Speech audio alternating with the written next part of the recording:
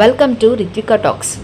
బంధం బంధుత్వం అంటారు కానీ కష్టం వచ్చిందంటే కనిపించర్రా.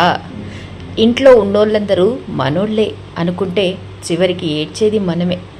నవ్వేటప్పుడు అందరూ దగ్గరుంటారు, ఏడ్చేటప్పుడు ఒక్కడు కూడా కనపడడు. అవసరం ఉన్నంత వరకే పలకరింపు, పని అయిపోయిందంటే ఎవరి దారి వాళ్ళది. బంధుత్వం రక్తంతో కాదు భయ్యా, కష్టంలో తోడుండే మనసుతో నిలుస్తుంది.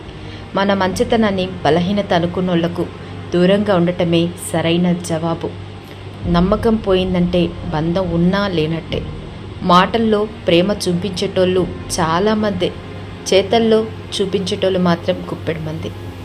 బంధుత్వం పేరు చెప్పుకొని గుండెకు గాయం చేసేటోళ్ళే ఈ కాలంలో ఎక్కువ.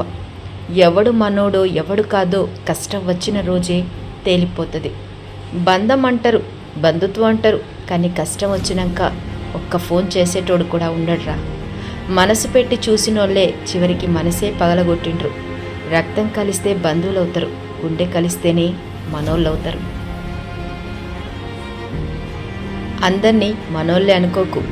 కాలం వచ్చినాక ఎవరి అసలు రంగు ఏంటో అదే బయటపడుతుంది.